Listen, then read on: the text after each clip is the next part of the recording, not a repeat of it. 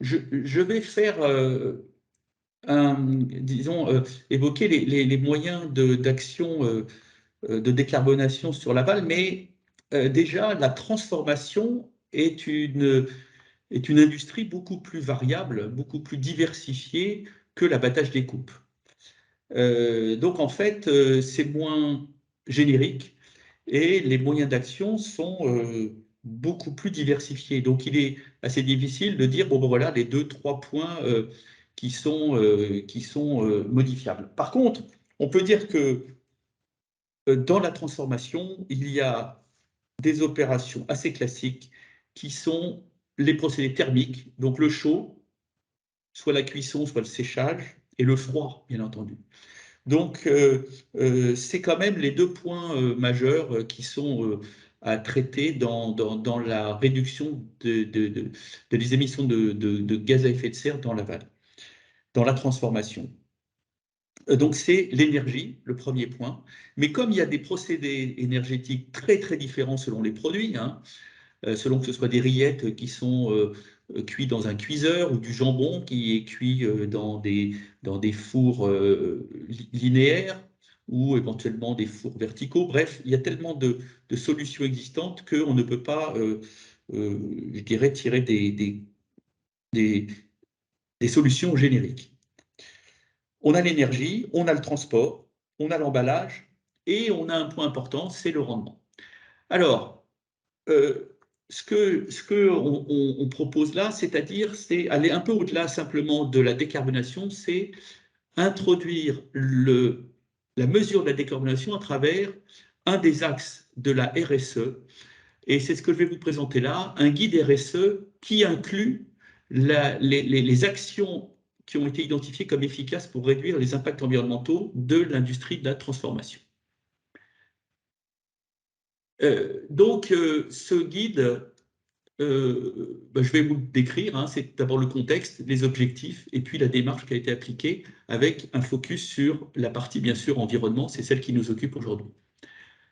Donc, bien entendu, tous ceux qui sont là, vous savez bien, les exigences des parties prenantes, hein, les clients, l'éco-citoyen, représentés par les ONG, on va dire, en tous les cas, tous les parties prenantes qui exigent de l'industrie qu'elle démontre qu'elle fait quelque chose pour la responsabilité sociétale et environnementale. On a peu d'outils pratico-pratiques pour les PME, et surtout, alors on en a peu ou on en a trop. Hein, ça fourmille, bref, il n'y a pas de référentiel vraiment adapté, adapté finalement aux PME de charcuterie. Et puis la charcuterie est très attaquée par la société sur différentes choses. Et donc, c'est ces points d'attaque qui ont été repris dans le code RSE. Alors, à quoi il va servir? À quoi ça sert un guide RSE pour la charcuterie? Ben déjà, c'est pour valoriser de manière explicite toutes les actions déjà entreprises dans les entreprises de l'aval, dans les entreprises de transformation. En particulier l'implantation locale de l'entreprise. Ça aide aussi à anticiper les relations avec les parties prenantes pour réduire les conflits, organiser aussi l'usage des bonnes pratiques de gouvernance de l'entreprise, encourager les échanges avec le personnel et, très important, puisque c'est le sujet de notre matinale, répondre aux demandes des actions environnementales. Alors, la responsabilité sociétale et environnementale, vous voyez, c'est finalement la prise en compte des trois piliers de l'entreprise, le pilier économique, sans quoi l'entreprise n'existe pas, le social, qui est on l'oublie un peu aujourd'hui, mais ça reste quand même un pilier fondamental, hein, que les employés soient pris en compte, que leur bien-être au travail soit pris en compte, que leur santé au travail soit pris en compte, et désormais un troisième pilier qui est l'écologie. Et quand on prend en compte les trois piliers, on a la durabilité.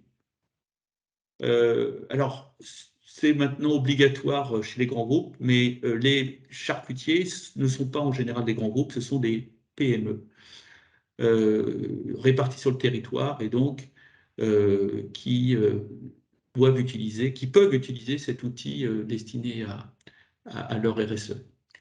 Alors, ce guide RSE, il est non spécifique, hein, enfin, pardon, il est spécifique, il est issu de la norme ISO civile qui, elle, est non spécifique, qui a été traduite pour les industries agroalimentaires par un kit RSE ANIA, et nous, on l'a pris, on l'a traduit par le guide RSE spécifique pour les charcuteries.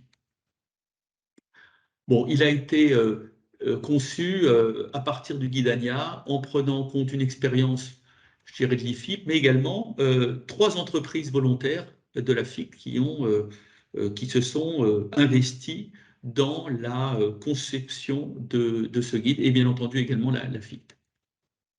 Alors, le guide est à la fois un guide des bonnes pratiques, un guide d'auto-évaluation, et il se compose tout simplement d'un tableau Excel et d'un mode d'emploi.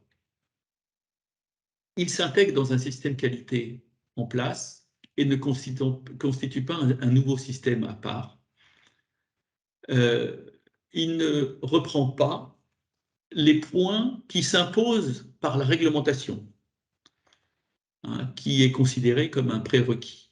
Et puis, il est bien sûr compatible avec les dispositifs, les systèmes actuellement existants, ISO 9001, IFS et BRC. Il est d'application volontaire et applicable par auto-évaluation. Il n'est pas certifiable. Alors, il a 5 chapitres. Gouvernance, environnement, c'est celui qui va être présenté par la suite. Hein. Développement local, consommateur, économique et social. Donc, il y a 6 thématiques, il y a 20 sous-thèmes et il y a 156 bonnes pratiques et indicateurs. Alors, le guide intègre également des accords collectifs qui ont été signés, contractualisés entre la famille des charcuteries et les parties prenantes. Donc, amélioration de la qualité nutritionnelle dans le volet consommateur, réduction des maladies professionnelles, volet social, réduction à la source des déchets d'emballage, volet environnement, démarche de réduction des consommations d'eau et d'énergie, volet environnement également. Alors, je vais vous présenter la partie environnement de ce guide RSE de la filière, pas de la filière, de la famille transformation charcutière. Alors, premièrement, il y a le management environnemental. Donc, c'est une mise en place, finalement, des moyens de piloter les objectifs environnementaux dans l'entreprise charcutière. Alors, premier axe, l'entreprise intègre dans son système qualité des indicateurs et se fixe des objectifs. Taux de perte matière. Alors, ça tombe bien, c'est à la fois environnemental et économique.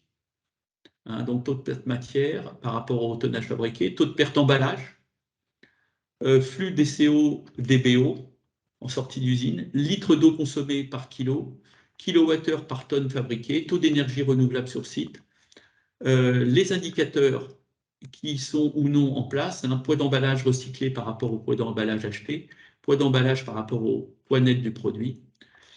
Donc, vous voyez, toute une série d'indicateurs qui sont suggérés dans ce guide pour finalement guider les entreprises, les encourager à suivre leur efficacité environnementale.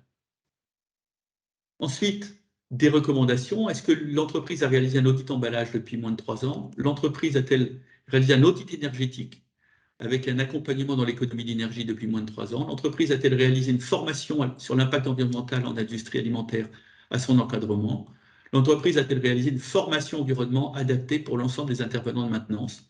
La maintenance, bien entendu, c'est un maillon absolument important, indispensable pour maîtriser les impacts environnementaux, en particulier les énergies dans les entreprises de salaison et de charcuterie.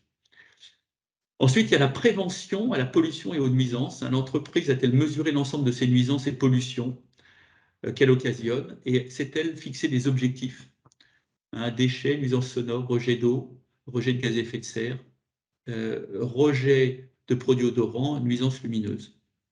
L'entreprise a-t-elle mis en place un tri des déchets? L'entreprise suit-elle le coût de gestion de ces déchets? C'était fixé un objectif. L'entreprise participe-t-elle à des plans d'action? Éco-emballage, ADEME, Institut technique, État, fournisseur? Communique-t-elle envers ses consommateurs de toutes ces actions? Et l'entreprise participe-t-elle à des programmes de réduction de ses impacts environnementaux avec l'ADEME, l'Agence de l'eau, les instituts techniques ou la profession? Troisième point, le changement climatique.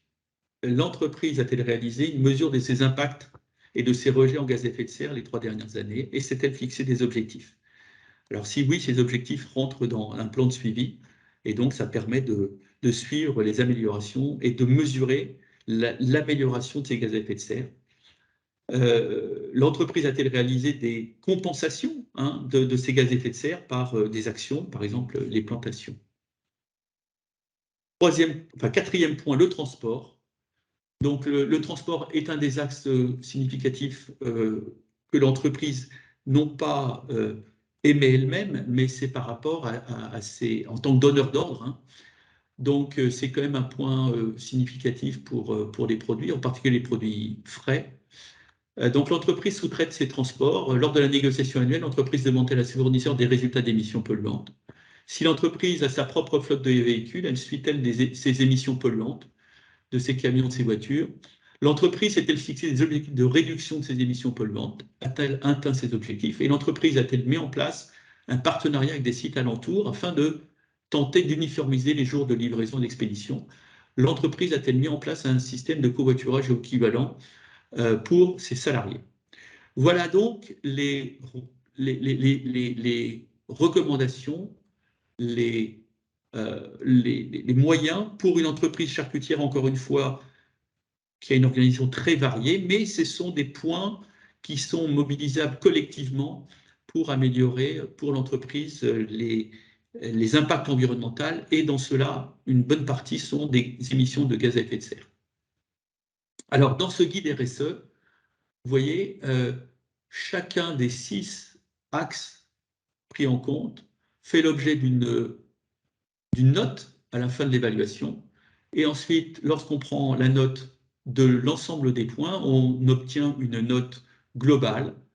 Et cette note globale permet une auto-évaluation de l'entreprise et surtout de mesurer ses progrès d'une année à l'autre selon les actions mises en place.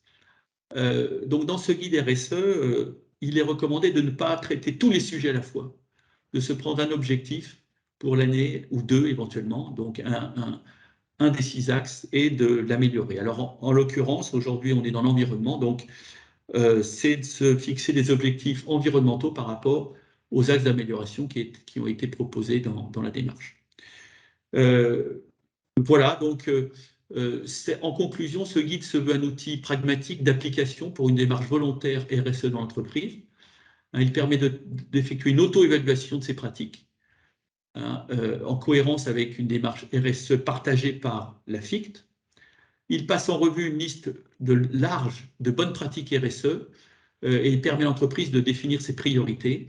Il permet ensuite de valoriser ses actions positives en vue d'une communication individuelle ou collective vers les parties prenantes. Donc, c'est ce que je viens de dire. Il est recommandé de ne pas se lancer sur tous les thèmes à la fois, en prioriser un par an, afin d'éviter de diluer ses actions. Et puis, c'est un référentiel qui a vocation à évoluer et à s'améliorer tous les 3 ans. Voilà ce que je pouvais vous présenter.